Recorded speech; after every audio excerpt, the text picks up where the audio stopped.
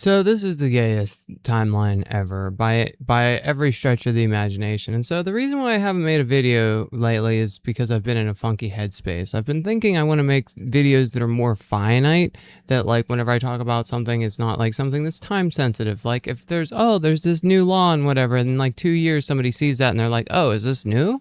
And then I'm just going to want to remove those videos because I'm not going to be like trying to like spread what would be misinformation in the future kind of thing. Because potentially and hopefully we move in the right direction, that like trans rights are human rights, and like weakening the protections of trans women weakens the protection of women. But like some people understand this at this point. I guess it's still just like largely not like a fully understood thing. So hi, welcome. We're going to talk about something specific today though. We're going to get into just how difficult it is for like a trans person in a blue state to get gender affirming surgeries, which are classified as medically necessary and should be covered without like any resistance, I guess, kind of like as the way that the news would portray it, that, oh, your kids are just going to school and they're getting a transgender surgery. It's like, listen, I've been on hormones for 13 years and this is how difficult it's been for me, for my previous surgery, for my upcoming surgeries, for my potential future surgeries. I mean, we're just going to talk about that for a minute here today, because that's basically what's all consuming in my headspace right now. It's been a really like fun, interesting timeline, because it's like I finally got upper facial feminization surgery at the beginning of the year. And I thought, okay, I finally got this out of the way. I don't have to worry about this anymore. I don't have to worry about this administration. I don't have to stress it anymore. Until I got injured. So then it became a thing of like, okay, who do I go for a revisionary surgery? And my insurance company's just like, you need to go back to the surgeon that originally did the surgery. The surgeon's office is in Cleveland, so like it's out of state. So my insurance doesn't cover out of state stuff. They used to be a network, but it's complicated because of that. It's complicated because of multiple things, because like there wasn't a surgeon locally that could have worked on my face within a reasonable timeline. I already waited years and I'm still waiting with the same surgeon for like another maybe year or so. I mean, I keep saying, I think I've said that a few times, that like, oh, I think I'm about a year away with them, or like end of the year or something like that. But like every time I check in, they're like, oh yeah, I know you're like 17 on the list, or it just doesn't seem to sync up right. So like they only do one surgery a year kind of thing. There wasn't a new surgeon locally that started doing surgeries, but they work with this surgeon. So I don't think they're actually like taking new patients. That's just like they're helping with a backlog of this surgeon. So that surgeon is who I was going to go with my current surgery. And we were going to do this to just get it out of the way, to like get it out of the way and be done with it. And I don't have to like stress it anymore. The fun thing is like a little bit unrelated, but like in Ohio, they recently changed like the gender marker, that you can't like legally change your gender marker on your stuff. So like just putting trans women in danger some more, which is just fun times. You know, it's not like just anything and everything to make sure that trans people's lives are like worse.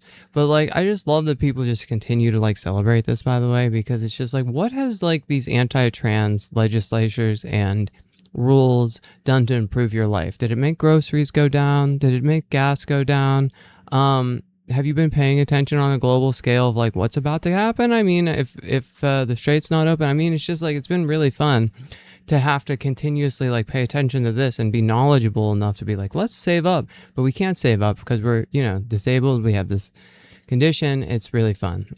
So we're using the bailout money for data centers to, instead of like disease research, to help with like people like me. But anyway, a little bit off track. Anyway, I'm rambling a little bit, but this is my headspace. This is just what I've had to think about, because like now I have like the crunching, the popping, clicking in my nose since the injury. It's like, who do I go for the revisionary surgery? If I go somewhere locally, if they need to do a graft, if they need to do cartilage or anything, like the original surgeon would know better than somebody else.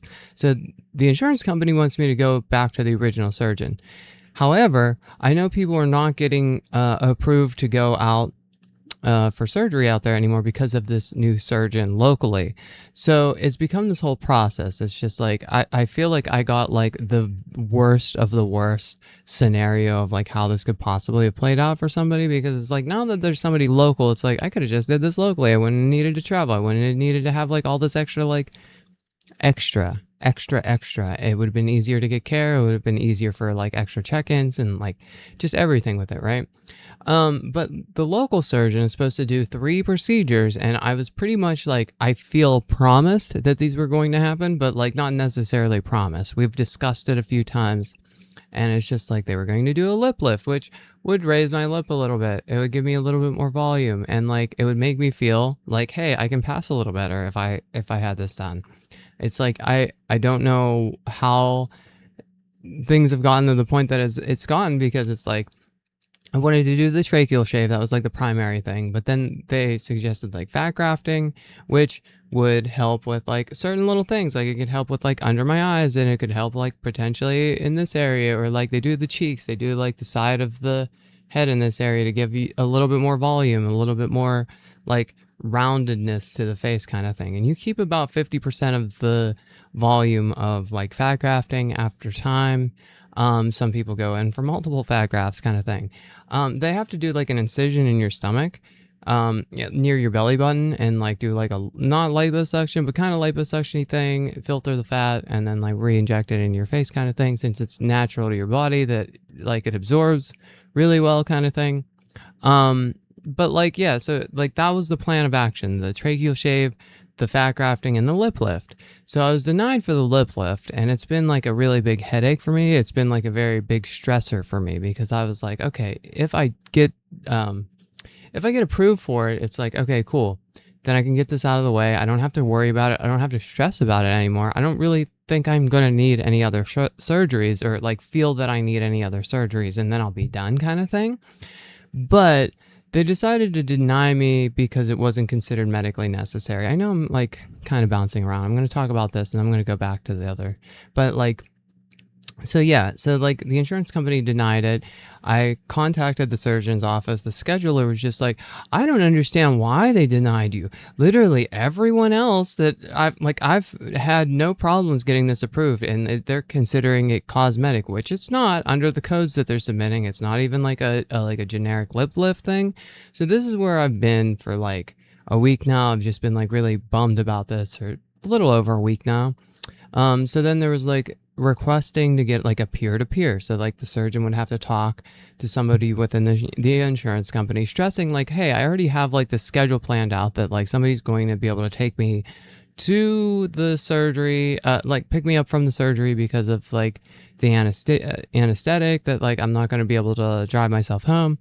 And then also like having somebody that's going to be able to take me in a week later to have the stitches removed, because you get stitches after you have a lip lift.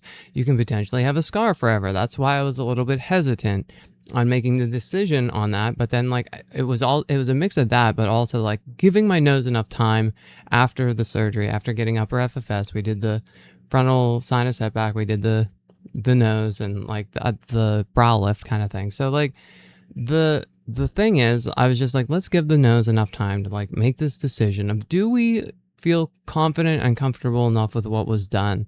And for a time, I felt like it would have been okay. But I don't know if it's my confidence being shot after like the injury, or if it ended up being that that like, yeah, that like after I let everything go, that like it's just like, okay, maybe it really kind of would be helpful to just have like a little bit more, and especially given that the surgeon specializes in like cleft lips for children, that like they would be able to do a lip lift pretty well. I feel like I don't feel like they would botch it. I don't feel like I would be in bad hands.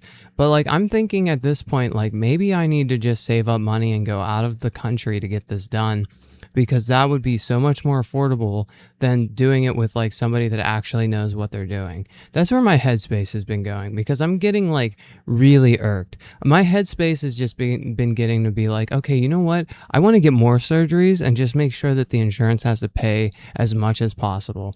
Like, why can't I just get like what's covered for everybody else within a reasonable allotted timeline to save and preserve my mental sanity and like the people around me? Like they also don't want to hear that like I'm really upset and like throwing fits and stuff. Literally after this denial, I was just like really upset. I was bummed out. Like I said, my therapist was just like, "Are you want to be around anymore?" It's just like, wow, I can't even talk about this with my therapist, kind of thing.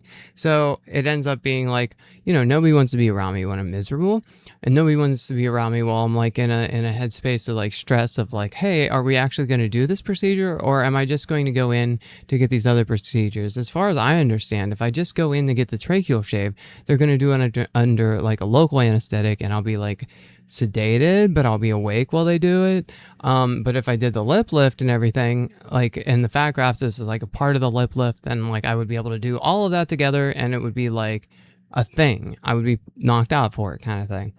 So, like, I kind of wanted to do that. I kind of feel like it'd be a little bit less traumatic, but at the same time, it's like if I'm going in for surgery, maybe I should go in for surgery. That's how I felt with it, right?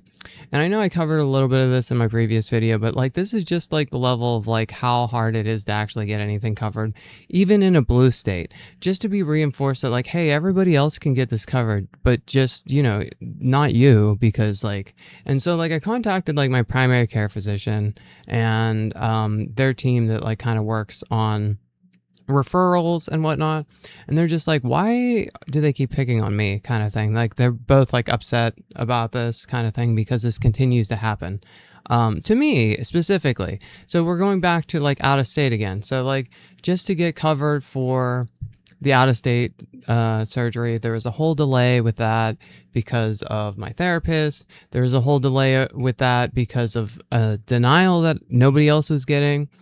And so I had to appeal it, and then my appeal was denied, and it's like, oh, okay, so we're out of options. But then like my doctor did like a peer-to-peer. They're like, oh, you're back in. So I did like I tried to schedule the consultation. They're like, well, you were denied for the consultation because they do something different, like how they do the process. And because it was out of network, and if I would have had this done a year prior, this would have been so much more smooth sailing out there. But this was like literally the effort that I had to put into this. I have been crying about this for a large portion of my life, and seeing other people get it done, it's just like, it's not helpful to me whenever like I'm just like, yeah, it's cool that like my community can get that kind of care, right? But at the same time, whenever it's just like it felt like I'm being gate kept out of my own like care procedures that like I should be able to go like pursue, if this is like something that's actually covered for everyone else but just not me, kind of thing. I know girls in Portland, I know girls in like other states that like they can just go and get surgeries. It feels like it's like boom boom boom, okay, we're going to the consultation, we're getting surgery in a couple months, and we're done. And it's like, should I have just moved? Because like I live in Pennsylvania. You would think that like it's kind of easy to get these surgeries or procedures here, but it really just isn't, because there isn't like the doctors to support that kind of thing. So even in a blue state, it's not as easy as you think. But like again, like I think it's just hilarious that like we just continuously say like, hey, these kids are just getting all these surgeries and stuff. It's like nobody is even like, it's taken me it's taken me more of my transitionary time of 13 years since I started hormones to try and start this process just to get one surgery. Then I get injured and I mess up that surgery, so I have to go for like potential revisionary surgery so I can breathe out of my one nostril again. Because that's just how it is. I got hit in the face with a Frisbee pretty hard. So it's like, there could be trauma. There could be like loose cartilage. There could be a graft that moved, something like that. So it's become like this thing that it's been an all-consuming thing, right? So like the thing was with the lip lift, it's like that's where my like mental sanity's been, because like I feel like it's a little bit of a lose-lose situation, because if I don't get it, then it's like, well, everybody else gets it. I feel excluded in the sense that like everyone else can get like a better level of care, even though I'm doing like all the steps, right? But I feel like if I do get it, then potentially what happens if like, you get stitched up here and there's like all this tension, and with whatever's going on with the nose, if it causes additional issues with that and the healing. But like at the same time, my surgeon didn't seem too concerned about the current issues of what's going on with the bridge area. It's just more in the bridge areas and like nothing to affecting like the base of my nose, kind of thing. So it shouldn't have like been an issue. So it's become this thing that like my headspace has just been like all consuming of like, okay, I need this to be approved, even if like it just needs to be approved. It just needs to, why am I excluded, um So like I said, I reached out to my doctor, I reached out to my like the scheduler that helps with that stuff, and like they reached out to the scheduler, the surgeon, and so they relayed to me that like, hey, the surgeon scheduler thought that like whoever's reviewing this at the insurance company just denied it because they go down the route of like looking into the code and thinking that this is something that isn't considered medically necessary, where it kind of is for other people. And it's just like, okay, interesting, cool. Like, and I realized like there probably are people in the system that like abuse these type of procedures, that probably go out of their way to get like some of the stuff that they may not actually want or need as much as like maybe somebody said like, hey, you could do this, and like it just gets covered and they go and do that kind of thing. This is something that I put like a large amount of thought into for like everything that I've wanted to do, literally every step of the way, as even down to like starting hormones. It wasn't just like, hey, I'm going to start hormones. It was I sat on the hormones for like a year plus before deciding, all right, I'm going to try, I'm going to try this, because like I wanted to make sure that like I knew what I wanted to make sure it was the right choice for me. So like it was the same thing with this surgery, that like I sat on it for a minute. I'm like, I want to be responsible. I want to take the time and make the right decision. So by sitting on it, I feel like maybe if I would have submitted everything before the injury, maybe somebody would have approved me for this, and this wouldn't have been an issue. But maybe it would have been denied. Maybe it would have been denied. But like, I just don't understand why somebody would like reinforce like, oh, but like everybody else gets it covered except you, because fuck you. They don't have to say it like that, but that's how it feels. So it's just like, when do I get to live my life exactly? I'm just trying to think like, what happens after I peel this enough that they're like, okay, now we're gonna do the lip lift kind of thing. We got that covered. But then, like, I'm going to need additional fat grafting because that's part of the thing. So they're going to have to cut my stomach open again. And I'm also, I think, under local sedation again. So I'd have to be awake once more for this instead of just being knocked out and getting it done once.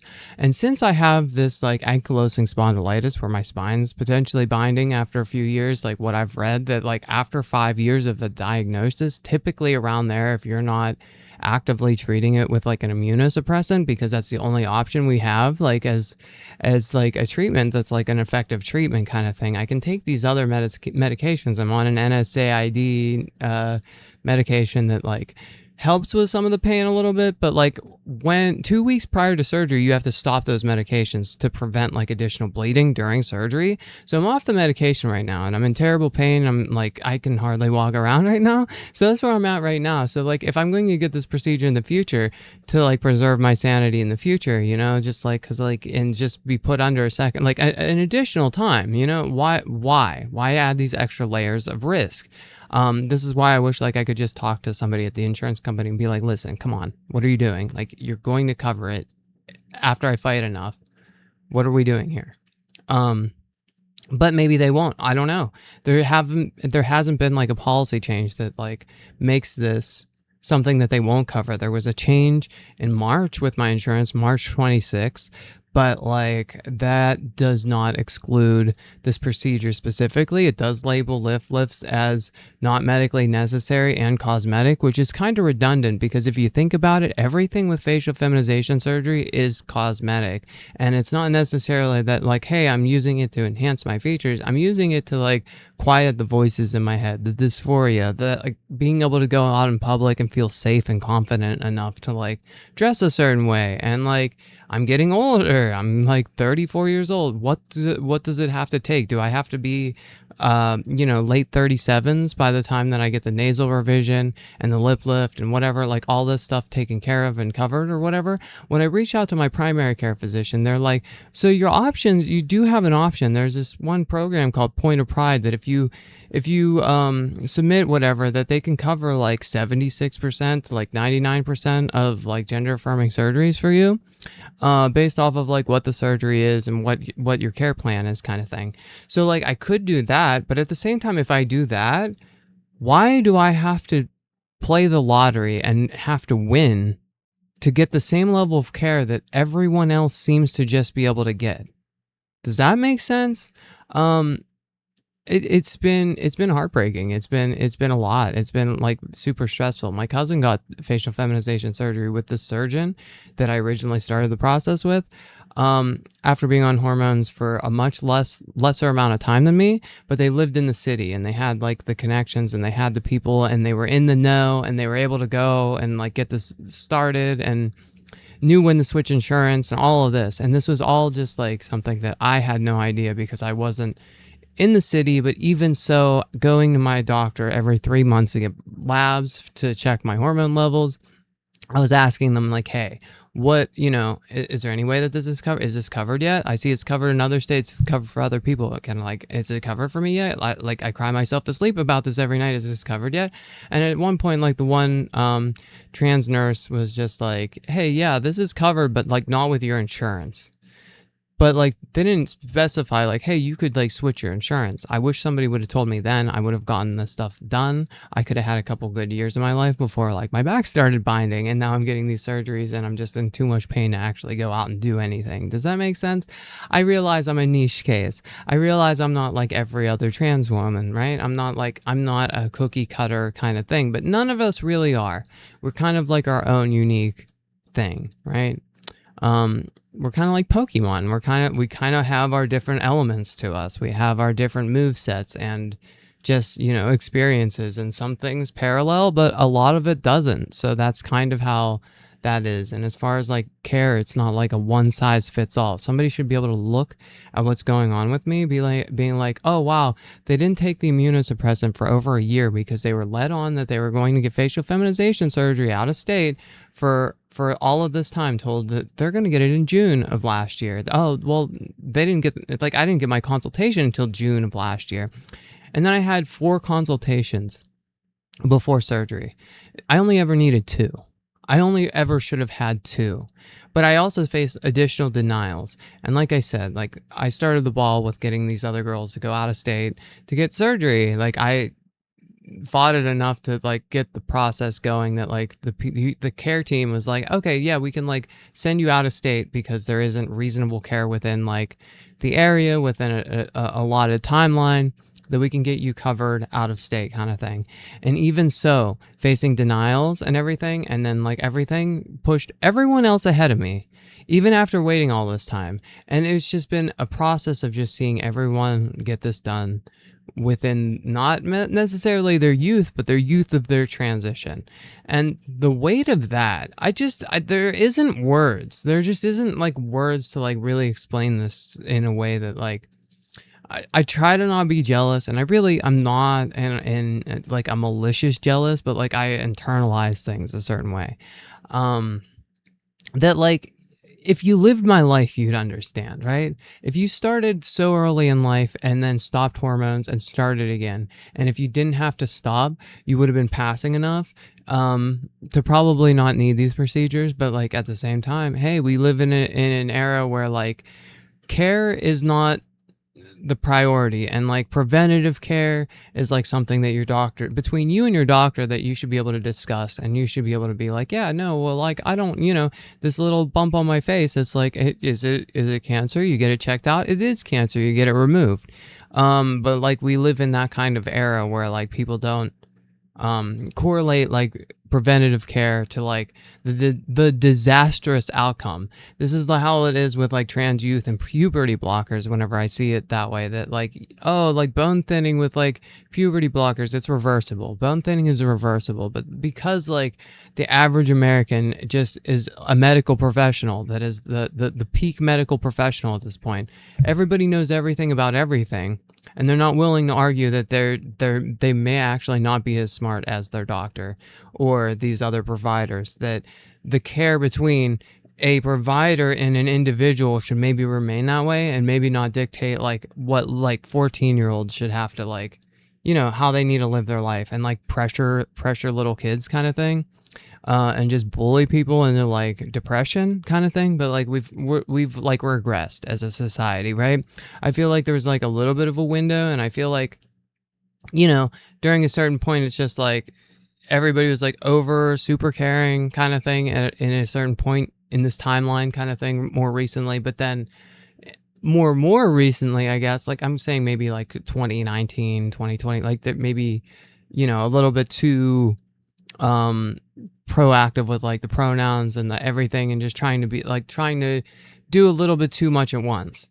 But like at this point, it's just like, okay, well, you can take what you can get. I mean, we'll try. And it's like it's gone from like to like I don't know. I don't know where the good middle ground is for all of this because like obviously like if people understood, if you really want to understand like what this does to somebody like me, I've been throwing a fit lately. I've been screaming at the top of my lungs. I threw all my injection needles all over the floor yesterday after I was told on the phone after my peer-to-peer um was denied uh because that was what you had to do for the lip lift. So the lip lift was denied. Oh, it should have been approved. Then the receptionist reaches out to me again and on Wednesday, yesterday, and they're just like, "Oh yeah, we found out on Monday, 2 days prior, that your peer-to-peer was denied." And I could have appealed this immediately. I could have expedited appeal this and I could have had that going. That now even at this point,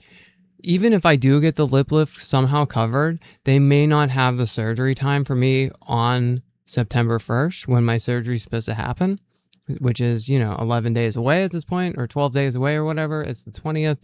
But like, that's where we're at with this. And it's just like, so even like, it's just like every step of the way, it's like I have to do an overwhelming amount of extra back work. I have to research things. I have to like make sure that my facts are in order. Because even within like the care teams that are supposed to care, even within like the network that is supposed to be there to like help preserve my sanity, there are cracks in that they really just don't understand. Like, hey, if you just, learned and knew a couple extra little steps here, you could actually like potentially save a trans woman from like going through a disastrous situation because like nobody wants to deal with me when I'm like screaming at the top of my lungs and throwing a fit and kicking a wall so hard that like I probably need an x-ray on my foot now. My toe's black and blue since yesterday because like, hey, I can only handle so much. It's like I said, it's an emotional roller coaster. Oh, but the trans people, they're getting violent. Yeah, exactly. I'm getting insane over the fact that like I live in a blue state facing the same level of care somebody in a red state that never had to like apply or research or do anything, and they just like submit and they're just like, I guess I can't get it done. I mean, yeah, I should be grateful I get the tracheal shave and I can get the fat grafts or whatever, but like, Christ's sake, come on. Like, does anybody understand that like to hear multiple other people have been able to get this procedure without an issue? But when it comes down to me, there's always just some issue. I switched my insurance years ago to have city insurance. I don't go to my local doctors. I don't do preventative care for the mole on the face that turns into cancer because I was trying to get these procedures and kind of promised that it was going to take a lot less time than it's taking. Not promised, but like led on to believe, right? That's how this is going. That's how this all is going. So, I mean, if you live in a city and you just want to get like gender affirming surgeries and like you're not even like a trans person, you probably can get it easier than me. Just being real. That's what it feels like. That's what it looks like. Like you can just decide one day, well, you know what? I think I want to just go get these procedures. Well, as long as you're on hormones for a year and you get the therapy letter and you have a couple connections that want to like guide you in the right direction, and you can actually talk to these people a little bit better than I can because I can't just get in and out of the city all the time. And even making phone calls, people don't always know what they're talking about. So like if you're in a network, if you know like 3 or 4 other trans girls that had surgeries and they know all the ins and outs of everything, you're in a better position of getting these things covered than someone that actually needs it. Does that make sense? Like, I mean, if you just decided like, hey, I want to get these procedures and like, I don't actually feel like I'm trans, but like, I know a few trans people and like, they know how to get it done and they know what I need to say, then you're going to get it covered easier than I am. That's just how it looks to me. That's how easy it is. And it really it's location dependent, right? If you live in like Portland, if you live in these other more, understanding areas, they're not going to like deny you because they understand like the mental implications behind like the denial process and like the extra stress kind of thing.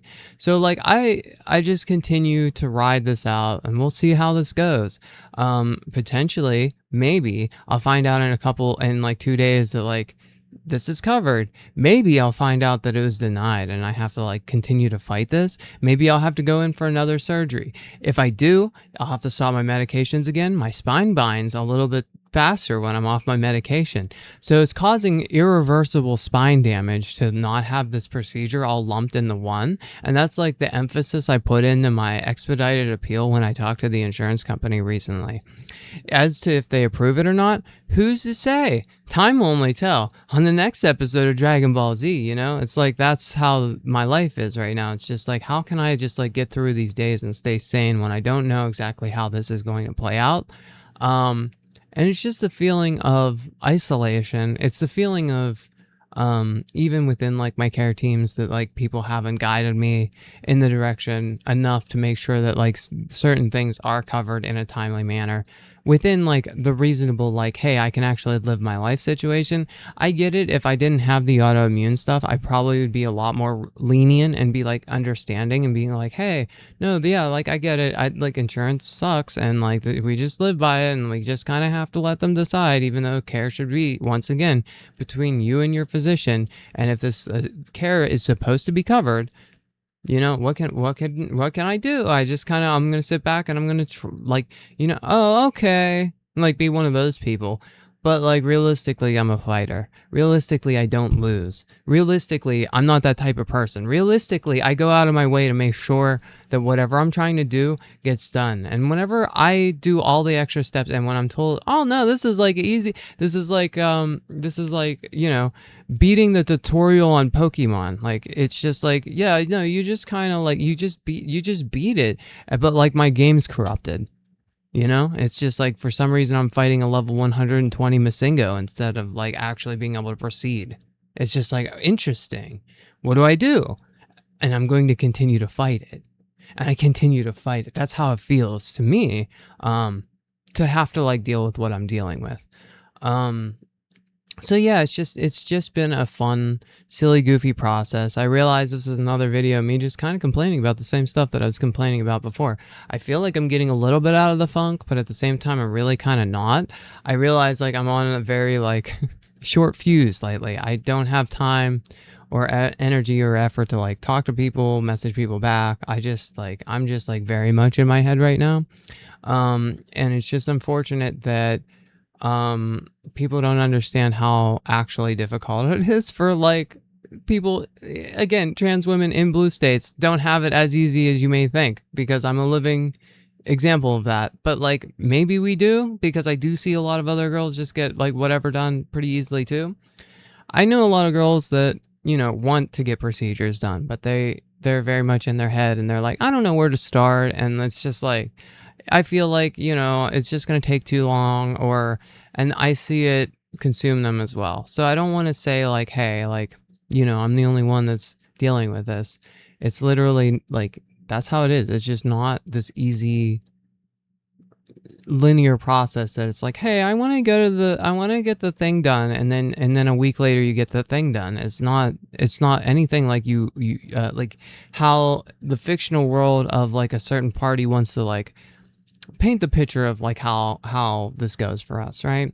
But like I don't feel like humoring a certain party like at all anymore anyways, because like it's just always just the most ludicrous, ridiculous statements, and it's like it never ends up being worth the headache of like even internalizing or hearing it. It's just like whatever's going on is never. But anyway, yeah, I'm just gonna have my day. I'm gonna try to make some other videos here a bit. I'm probably gonna do another update video on this, maybe if they, you know, if they deny me again for the expedited appeal and everything. So yeah, I'm gonna call the surgeon scheduler office and be like, hey, you know, am I able to get this procedure done? Actually, I'm gonna pause real quick just to see if I can call them and get an answer. So yeah, no answer right now. I have to call them back all day. This is what my life is now. But yeah, we'll find out, you know, what's going on with this. We're gonna continue to fight. We are a fighter. This is how it goes. And so like I've seen the comments of other girls being like, yeah, no, like I've been denied, like I lost my insurance. this this and that happens, right? And like, yeah, that's the other thing too, is like if I get, traction with YouTube and stuff, if I actually like get to the point where I can actually make myself financially stable, which is also part of why I'm not even making videos, because I'm trying to get surgeries covered that like I could get covered kind of thing. Um that like I'd lose my insurance kind of thing. Um and so like I've seen girls that are just like, yeah, no, quit your job and go on like, disability insurance to get the stuff covered because it'll cost you less, and then go back to your job afterwards. So I've seen like, people that do manipulate the system. But like somehow it works out for other people, and somebody that's actually, you know, in need of the care, I feel like. If people really truly did understand how all consuming it is to feel scared in public, to actually have done this for so long, to like have like this level of like discomfort with yourself, or just like, if I passed a little better, then maybe like I could wear a little bit more of what I want in public, or just down the list of it, right? And it's not necessarily for other people. It's not like I'm doing this for my own financial gain. It's not like I'm trying to get these procedures so I can go and do modeling career or something. I'm just trying to live my life, right? um so it's just it's just been like a really hard headspace. And like, so I just continue to go through these days, because what else can you do? But yeah, like, it wouldn't be as frustrating if like I knew, if this weren't something that was already covered. Like, I feel again too, like if insurance just didn't cover this type of stuff, it'd be like, oh, okay, well, I know this is only something that rich people can do, or like people that have like a high paying job and they have like the extra funds or whatever, and just be excluded that way, and be like, okay, well, too bad for me. I have an autoimmune disorder that I was born with, that we have not done the science to actively make a difference and like treat. So let me just be forgotten in time. Let me just go through the motions, and like, not ever get anything done. But when it's like kind of promised care, when it's like, when it is accepted care, when it is part of the practice, when it is in this insurance company's policies to take care of people in these certain ways for like gender affirming care, and they're denying it.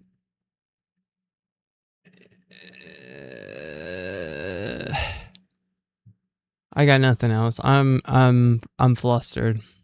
And yeah, so we'll keep you updated. And um I wish I could just not do another update video, and just be like, surgery's done, and then be here and you see like the stitches in my face, and we go from there, and I talk about my experience from then. If I did that, I wouldn't want to talk too much, because like talking dislodges the stitches. I already looked into all the preventative cares, and like making sure and maintaining, and like the best possible outcome, and like avoiding sunlight on my face, wearing masks in public just on the off chance that it causes additional scarring or something, taking vitamin D supplements instead of getting sunlight, just, to like make sure that I had the best possible outcome for a surgery that I'm being denied for, that everyone else can get. So it's just really cool headspace. Um, yeah.